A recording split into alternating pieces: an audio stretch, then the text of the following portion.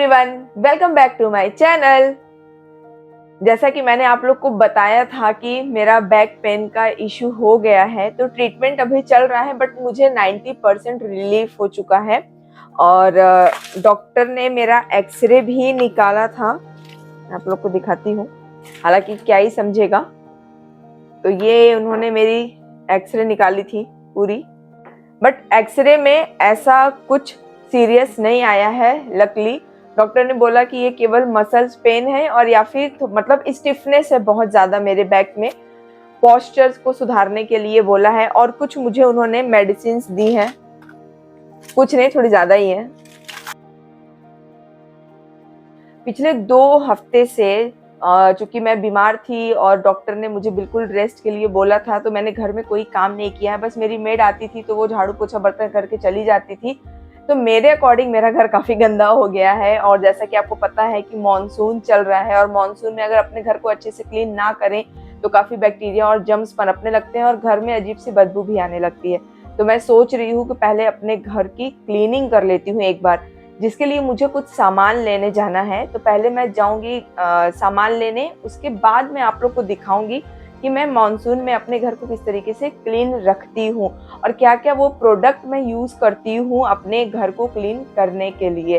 तो आज का जो वीडियो है वो मॉनसून क्लीनिंग से रिलेटेड है। तो चलिए मेरे साथ चलते हैं शॉपिंग पे।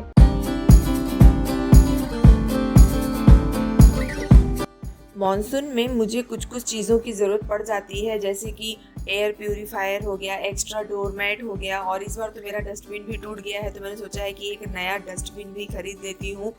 और बहुत सी ऐसी चीज़ें होती हैं जिनको यूज़ करके हम अपने घर के बैक्टीरिया और जर्म्स को कम कर सकते हैं।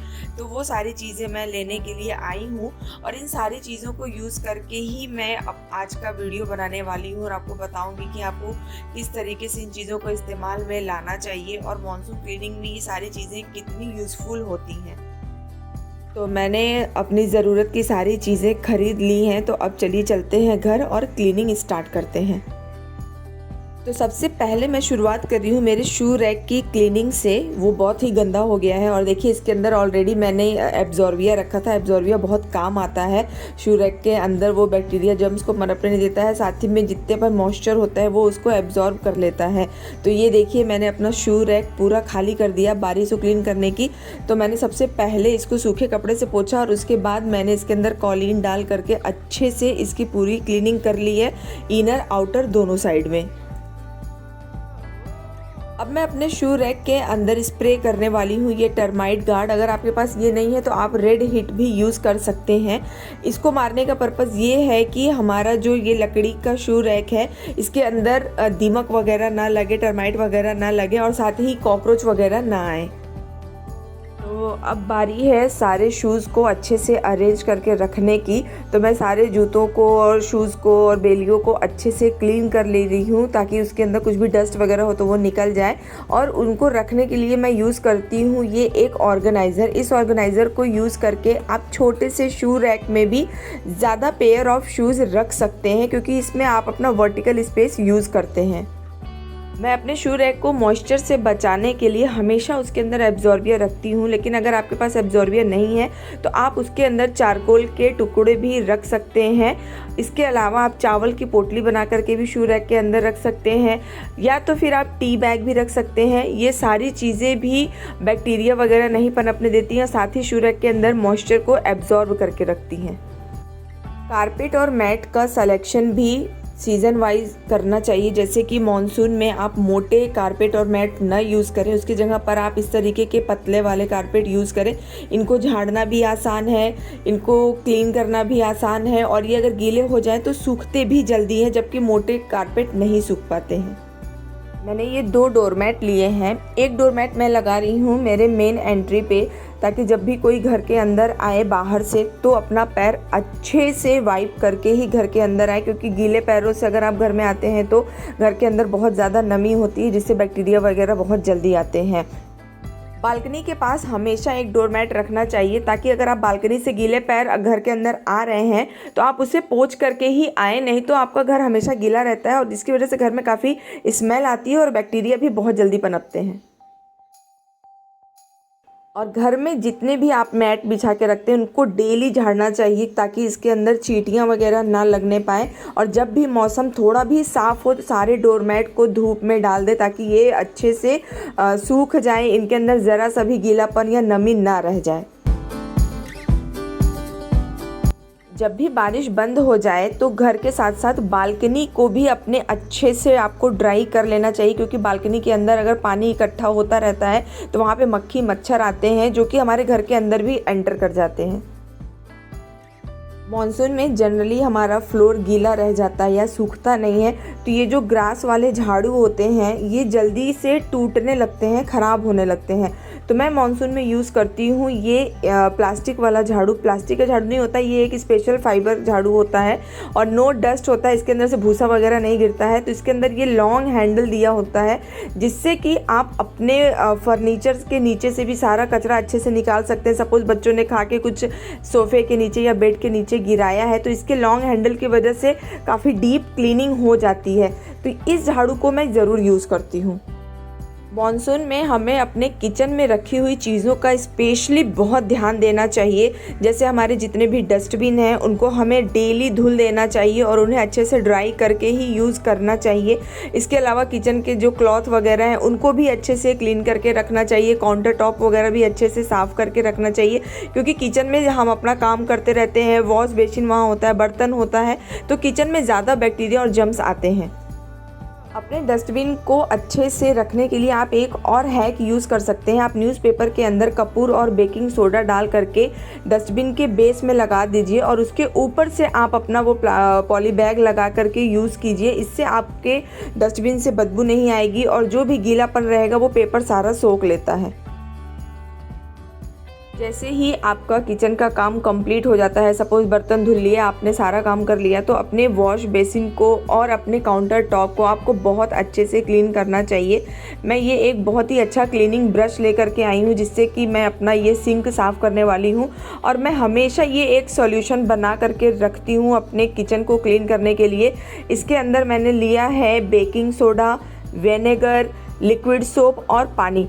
इस सॉल्यूशन से मैं अपने काउंटर टॉप और सिंक को साफ़ करती हूँ। तो इससे क्या होता है, जितनी भी चिपचिपाहट होती है, तेल की चिकनाई होती है, ये सारी चीज़ें अच्छे से निकल जाती हैं। यहाँ पर जितने भी हमारा बैक्टीरिया वगैरह, जर्म्स वगैरह पनपता है वो सोडा और विनेगर की वजह से नहीं होता है और हमारा काउंटर टॉप और सिंक हमेशा क्लीन और खुशबूदार रहता है, एकदम साफ़ सुथरा रहता है।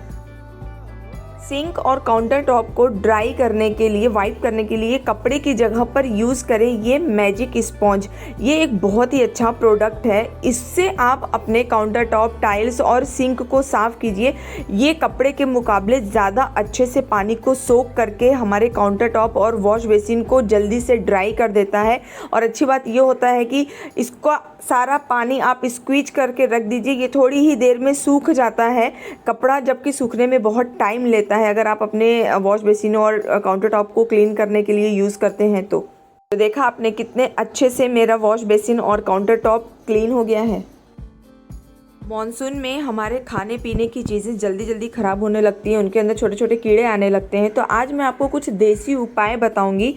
चीनी और नमक को मॉइस्चर से बचाने के लिए आप उसके अंदर डाल दीजिए कुछ लौंग, या तो आप चावल की पोटली बना करके भी चीनी के डब्बे में रख दीजिए। तो जितना भी मॉइस्चर होता है ये सोख लेता है और आपका डब्बा पसीजता नहीं है। सेम चीज़ आप नमक के डिब्बे में भी कीजिए, उसके अंदर भी चावल की पोटली बना करके डाल दीजिए। आपने देखा होगा कि मानसून में अक्सर हमारे नमक के डिब्बों में पानी साइड साइड में आ जाता है, पूरा चिपचिपा जाता है। इस उपाय को करने से आपका नमक ख़राब नहीं होगा। जितने भी आप दालें यूज़ करते हैं उनके डब्बों के अंदर आप लाल मिर्च और तेज पत्ता डाल दीजिए, इससे आपकी दालें ख़राब नहीं होंगी। इसके अलावा पारद टैबलेट मिलता है मार्केट में, उसको लेकर के आइए और उसको आप डिब्बों के अंदर डाल दीजिए, इससे आपके अनाज बिल्कुल भी ख़राब नहीं होंगे।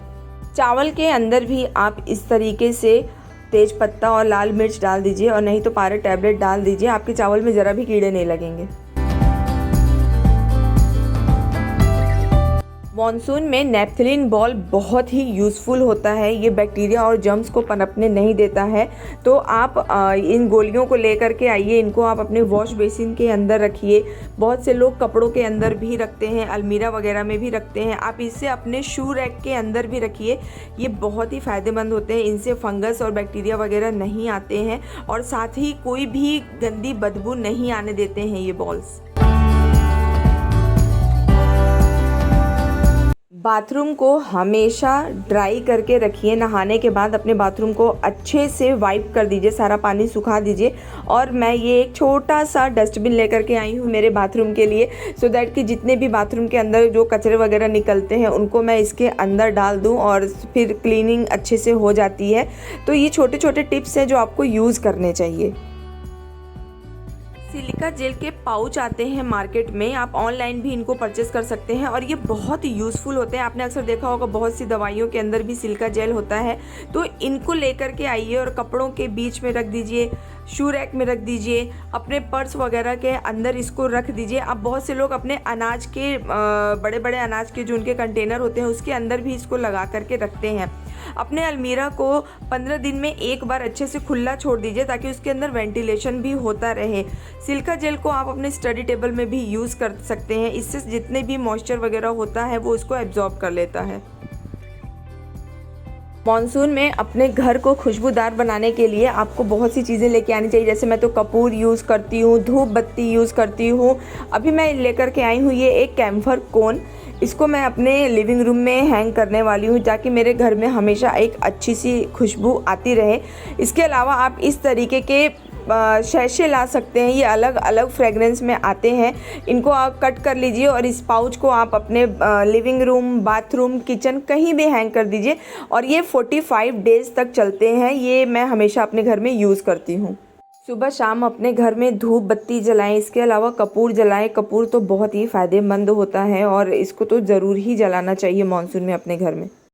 मॉनसून में हमें अपने फर्नीचर्स का भी ख्याल रखना चाहिए, स्पेशली जो अभी आपके वुडन फर्नीचर्स हों। तो मैं अपने जितने भी वुडन के फर्नीचर हैं उनकी ऑयलिंग कर देती हूँ। आप कोई भी ऑयल यूज़ कर सकते हैं। मैंने यहाँ पर सरसों का तेल लिया है, तो स्पेशली वो पार्ट इनका जो ज़मीन से टच रहता है मैं वहाँ पे ऑयलिंग करती हूँ और ऑयल करने के बाद मैं इनको 24 घंटे के लिए छोड़ देती हूँ और यूज़ में लाने से पहले एक्सेस ऑयल को मैं अच्छे से क्लीन कर देती हूँ। इससे आपके फर्नीचर्स मॉनसून में कभी भी ख़राब नहीं होते हैं, इनके अंदर फंगस नहीं लगते हैं। तो आप अपने सोफ़े के लेग्स को, बेड के लेग्स को या इसके अलावा कोई और आपका फर्नीचर हो तो उन सब को ऑयलिंग ज़रूर करें। साथ ही आपके दरवाजे के जो हिंजेस वगैरह होते हैं उसकी भी आपको ऑयलिंग और ग्रीसिंग कर देनी चाहिए। मॉनसून में आप अपने किचन टॉवल्स को डेली धुलिए और उनको चेंज करते रहिए। और किचन टॉवल्स को धुलने के लिए आप गर्म पानी को यूज़ कीजिए, क्योंकि जितना भी उसके अंदर ऑयल वगैरह लगा रहता है या फिर हाथ वगैरह हम पोंछते रहते हैं तो उसके अंदर जर्म्स आ जाता है। तो उसको यूज़ करने के लिए आप गर्म पानी के अंदर थोड़ा सा सर्फ और डेटॉल डाल करके उसको क्लीन कीजिए और किचन टॉवल्स को बराबर चेंज करते रहिए ताकि आपके किचन में हाइजीन बना रहे। बरसात के मौसम में सब्जियों और फलों के ऊपर छोटे छोटे कीड़े उड़ने लगते हैं, आपने नोटिस किया होगा। तो इन सारी चीज़ों को रखने के लिए इंस्टेड ऑफ कि आप खुले बास्केट यूज़ करें, उनकी जगह पर आप इस तरीके के नेट के बास्केट्स को यूज़ कीजिए। इस नेट की वजह से कीड़े वगैरह फल के ऊपर नहीं जाते हैं। और अगर आपके पास ऐसा बास्केट नहीं है तो आप जाली वाली टोकरी को यूज़ कीजिए और उसको ऊपर से आप कवर कर दीजिए ताकि कीड़े ना जाएं और नीचे से हवा उसमें जाता रहता है तो कोई प्रॉब्लम नहीं है। मॉनसून में सबसे ज़्यादा प्रॉब्लम आती है कपड़े सुखाने की। और मैं आपको बता दूं मेरे यहाँ कोई ऐसा स्टैंड नहीं है जिसको रख करके मैं कपड़े सुखाऊं। अगर आपके पास है तो बहुत अच्छी बात है। तो इसका भी एक अलग उपाय है कि आप इस तरीके का वायर लेकर के आइए। ये एक कपड़े सुखाने का वायर है। इसको आप अपने घर के अंदर कहीं भी अच्छे से बांध सकते हैं। आप नॉर्मल भी कोई भी आप तार अपने घर के अंदर बांध दीजिए और कपड़ों को सुखा दीजिए अच्छे से। मैंने अपने सारे कपड़ों को इसके ऊपर अच्छे से फैला दिया है और रात भर में ये कपड़े सूख जाते हैं। फिर मैं इस वायर को हटा देती हूँ। अगर आपको कम स्पेस में ज़्यादा कपड़े सुखाने हैं तो आप हैंगर्स का यूज़ कीजिए। देखिए मैंने अपने ये कर्टन रॉड के अंदर इतने ढेर सारे कपड़े सुखाए हैं।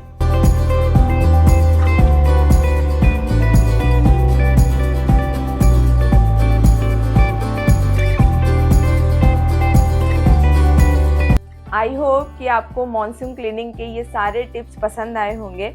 आप लोगों के पास भी अगर कुछ अच्छे टिप्स हैं तो मेरे साथ ज़रूर शेयर कीजिए, और आपके एरिया में कितनी बरसात हो रही है वो भी मुझे बताइए, क्योंकि मुंबई में तो बहुत बारिश हो रही है। और हाँ, जाते जाते मैं आप लोगों से रिक्वेस्ट कर रही हूँ कि अपना और अपने घर वालों का सबका बारिश के मौसम में बहुत ध्यान रखिए। अभी लास्ट वीक मुंबई में कुछ ऐसे घटनाएं हुई हैं जो नहीं होनी चाहिए। आप लोगों ने भी न्यूज़ में देखा ही होगा। बैक्टीरिया, जर्म्स, इन सब से बचने के लिए आप लोग काढ़ा पीजिए। जो भी आप लोग कर सकते हैं वो सारी चीज़ कीजिए। मॉनसून को एंजॉय कीजिए, उसको बीमारी का घर मत बनाइए। तो चलिए, अब मिलती हूँ आपसे मेरे नेक्स्ट वीडियो में कुछ और अच्छे आइडियाज़ के साथ। तब तक देखते रहिए artistic life with Pihu Preeti. Happy monsoon.